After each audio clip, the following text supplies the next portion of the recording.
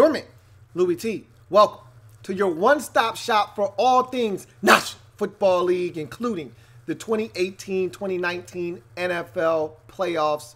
We're talking Wild Card weekend, and we're talking NFC Wildcard to be more specific. Cowboys, your NFC East division winners, hosting one of the wild cards in the NFC Conference, the Seattle Seahawks. Cowboys, your 4 seed, Seahawks, your 5 seed. And this is a matchup of two teams that have met before this season. In Week 3, Seattle hosting the Cowboys took care of business 24-13. But as I'll probably mention numerous times throughout this video, these aren't the same Cowboys that the Seahawks saw the first time around. And you can make the same statement to the Cowboys. These aren't the same Seahawks that were searching and trying to find themselves and searching for their first win of the season back in Week 3, and they got it. These are two totally different teams from when these teams squared off the first time around. So we're going to talk about what it's going to take for Seattle to go into Big D and come out with a victory, and for the Cowboys to defend their home turf and move on to the divisional round of the postseason. Let's get to the keys to victory for both teams. We'll start with the road team here in the Seattle Seahawks and what it's going to take for them to get it done on the road. And we start, it's really simple for Seattle. Pound game and dangerous Russell Wilson. All right, so it's no secret. Seattle wants to run the football. It's what they do best. And outside of the Ravens, probably no one in the league does it better. And the only reason the Ravens probably statistically aren't better than the Seahawks is because they got a late start on running the football with Lamar Jackson in the season as he got into the starter's role about 5 or 6 games ago. Meanwhile, Seattle has pretty much dedicated themselves to pounding the rock all season long. They're the only team in the league with 4 rushers with over 350 yards or more. They run it like nobody's business, and that's what they're going to do, and it's what they do best. And if they can't do that, they're not going to win. So no need in trying to reinvent the wheel. You do what you do best, which is run the football. And off of that, you get Russell Wilson at his finest, at his best, being a creator, being a playmaker, getting out of the pocket, using play action fake. Russell Wilson is as dangerous as it gets in this league off of play action. His football down the field is a beauty to watch. He throws it high arcing into the air. It falls out of the sky. His guys track it well. When they run the football, the play action fake is that much more dangerous. And then when they run it, you also have to account for the legs of one Russell Wilson. All of these things flow beautifully together. You pound the rock, Russell Wilson becomes more effective. It's worked for them. It's their philosophy. It's their formula. If they're able to execute that, they're going to have a great chance of duplicating what they did in Week 3 versus these Cowboys. Key number 2, unlock it. Tyler Lockett is going to have to be a huge part of this Seattle Seahawks game plan. I don't care if it comes in the returns game on special teams. I don't care if it comes via a jet sweep. I don't care if it comes via a wide receiver screen or like it did the first time these two teams met where he was able to beat the Dallas Cowboys secondary deep and hit them for a quick strike score. Whatever the case may be, Tyler Lockett has to make his presence felt in this game in order for Seattle to win. I really feel like Tyler Lockett is going to have to make an impactful play at some point in the game in some capacity, whether it be special teams, as a runner, yards after catch, or with the deep ball. Tyler Lockett is going to have to make a huge play like he did in Week number 3's victory. You go to the next key. Make the game dirty, but the O-line must stay clean. Look, this game, if the Seahawks are going to win, not going to be a blowout, all right? The Cowboys are not the same team you saw in Week number 3. You're not going to win this game by 11 like you did the first time around. If you win this game, it's going to be by 1 score or less, okay? Most likely, it's going to be less than 4 points. You're going to win this football game. It's going to be by 2 or it's going to be by 3. All right. And so in doing that, you have got to muck this game up. You got to make this thing a nasty, dirty affair. You got to run it. You got to make this a scrum on the football field. But meanwhile, your offensive line has to stay clean. You got to steer clear of the mistakes. You got to steer clear of the penalties. You got to steer clear of the injuries. You can't afford any of these things on the offensive line. Russell Wilson has to be kept upright. This is one of the most aggressive defenses from a rushing standpoint, and not from blitzing or anything like that, because Rod Marinelli doesn't blitz a ton. They just win up front with the guys that they have. And so you've got to do a great job of not only protecting Russell Wilson, but opening up holes in the run game. If you can't do those things without holding, the one thing you don't want is 1st and 20. You don't want 2nd and 18. You don't want 3rd and 13. Not against this Cowboys defense. That's a recipe for disaster. You have to steer clear of the pre-snap penalties. Can't have false starts. Can't be going backwards. Can't be making unforced errors on the offensive line. All right? Can't be holding and take a 2nd and 2 and turn it into 2nd and 12. You got to stay clean as an offensive line if you're the Seattle Seahawks. You got to be able to block the guys in front of you without holding. You got to be able to steer clear of the pre-snap penalties. You got to stay ahead of the down and distance and ahead of the sticks. You got to stay on schedule. Muck this game up. Eat up time of possession with the ground game. Shorten the game. But you also have to stay clean along the offensive line. Next key for the Seahawks. Hanging with Mr. Cooper. Cooper. Gotta hang with Mr. Cooper. The first time you met these Cowboys, Mr. Cooper wasn't around. Amari Cooper wasn't changing the game for the Dallas Cowboys. Now, you look at this Cowboys offense, they are vastly different with the addition of one Amari Cooper. When the ball's in the sky and your QB needs a guy, it's somebody. He's been tearing shit up since he got to Big D. And if you can't stop him from going bananas on your secondary, it's going to be a very long day. Dak has gotten very comfortable throwing Amari Cooper the football. They've made beautiful music together. It changes the dynamic of their offense drastically. When you played them the first time around, there wasn't one guy on that offense that scared you except for Ezekiel Elliott. Now, you fast forward to the postseason, and Amari Cooper changes things. It opens up things for everyone. Now other guys can get involved. We'll talk about that a little bit later on. But the biggest guy you have to account for in the pass game, Amari Cooper. Gotta hang with Mr. Cooper. And finally, the last key to the game for this Seahawks football team is damage control.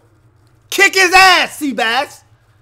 Damage control. Look, you're going to give up yards on the ground. You're not going to stop the Cowboys from running the football. Your run defense hasn't been great this season. I watched you get gutted on Sunday Night Football by a backup running back in Damian Williams for the Kansas City Chiefs. I watched the Green Bay Packers have infinite success running the football, which had everyone asking, why didn't Aaron Jones touch it more in the second half? You can't stop the run. You've had trouble stopping the run this season. Ezekiel Elliott ate you up the first time around on limited carries, well over 100 yards. I fully expect them to be able to run the football. What you have to do is limit the damage that is done.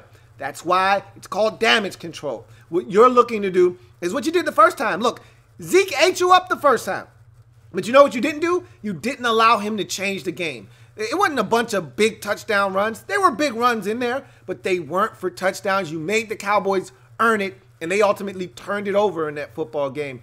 Don't allow Ezekiel Elliott to single-handedly destroy you in this football game. He's going to get his yards. You can't stop him from doing that, I don't think.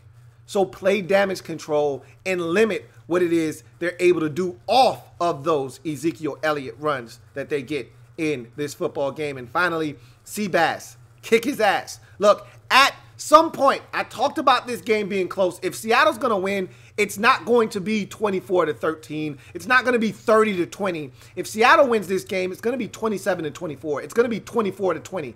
It's going to be 27-23. They're not going to win by a bunch of points. They're going to win this game by the skin of their teeth, which means Seabass can't be effing around in this game and being inconsistent and banging one home from 50 but missing one from 41. He's got to be clean in this football game. He's got to put it through the uprights. They need every single point they can get. They can't afford to have momentum killed because of a missed field goal. Seabass is going to have to kick that football's ass through the uprights if the Seahawks are going to have a chance to steal one on the road versus the Cowboys. Now, let's get to the Cowboys and what they need to do to try to win this game and avenge a loss from earlier this season to these same Seattle Seahawks. Key number 1, stop the run, contain Russ. Look, this is so easy to say, much harder to do, but this defense in Dallas is one of the best remaining in the tournament.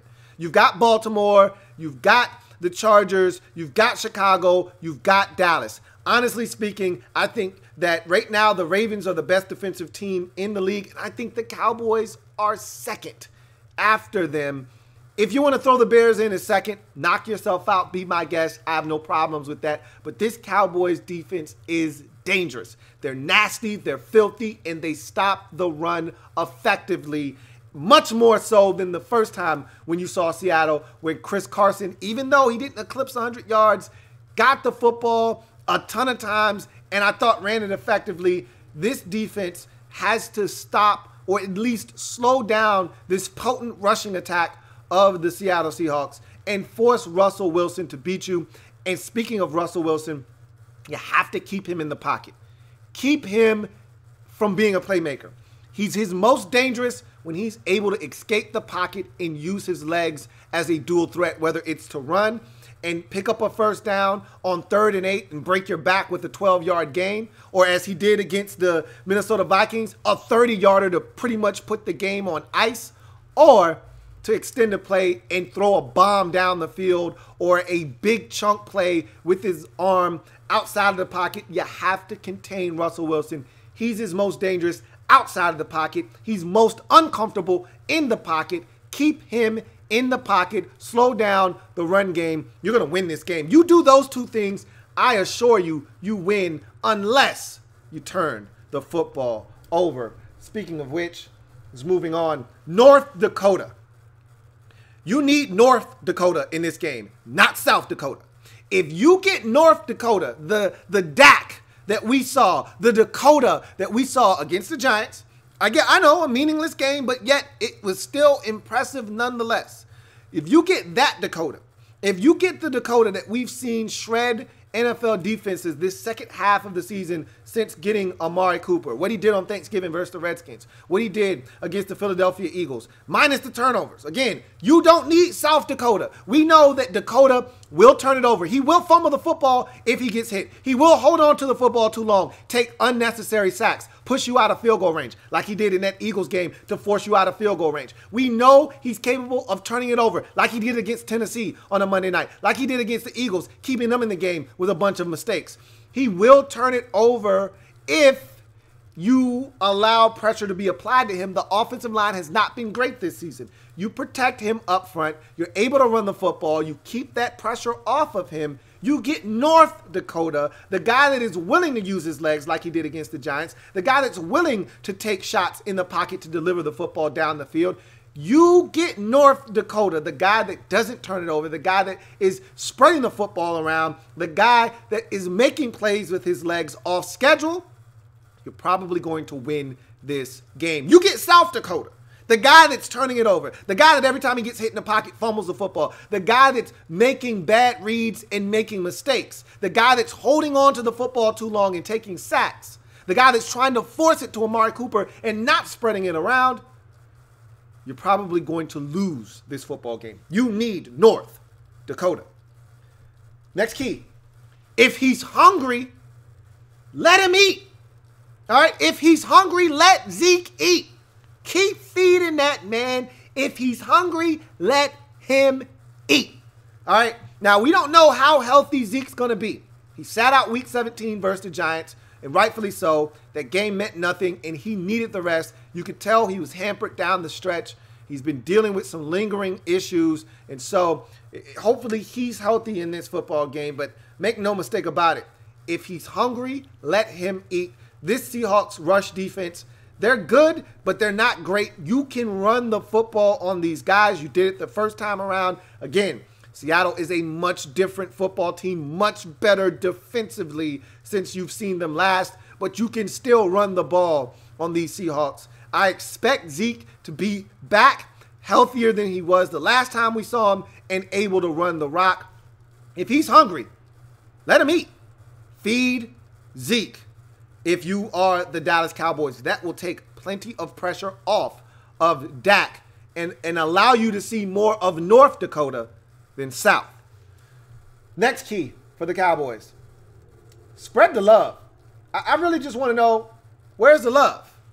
If you're Dak Prescott, you got a lot of different guys you can get the football to. Me and my dad have this discussion. As you know, he's a huge Dallas Cowboys fan. And we have this discussion all the time about the lack of touches for guys like Cole Beasley. And we saw the emergence of Blake Jarwin on Sunday in Week 17. My dad has been screaming for Blake Jarwin to get touches in the red zone. He's like, the guy's like 6'6". He's bigger than any corner, safety, anybody. Throw it up to him, let him go get it. Blake Jarwin had a coming out party with 3 touchdown grabs in the win on Sunday. Again, I know, meaningless football, but not for the guys that played in the game, including Blake Jarwin, who I think just gained an abundance of confidence with that performance in Week 17. Cole Beasley doesn't touch it nearly enough for me. The guy is open on just about every play, yet he doesn't get the rock.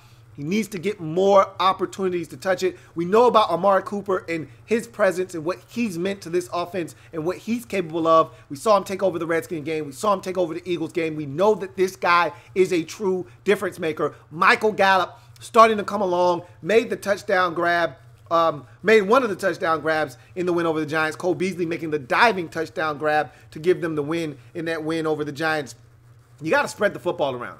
Blake Jarwin is a guy that I think needs more touches. Cole Beasley needs more touches. I think Michael Gallup is developing into a very, very good number 2 in this league. And, of course, Amari Cooper. There are so many guys that they can get the football to in this offense, not to mention Tavon Austin just coming back from injury. Find ways to sprinkle him in with some gadget plays. And I think you have to spread the love if you're Jason Garrett. If you're Dak Prescott, spread the love. Don't force it to Zeke. Don't force it to Amari Cooper. Spread the love. And finally, if you're the Dallas Cowboys, here's the last key to victory. Redhead Jesus. No sins. All right, look, I'm not a huge fan of Jason Garrett. I know most Cowboy fans aren't. My dad, despite the Cowboys going 10-6, despite them winning the division, wants Jason Garrett gone. All right, I talked to a guy at the barbershop, huge Cowboys fan. Wants Jason Garrett gone. No one is impressed by the 10-6. They want his ass out.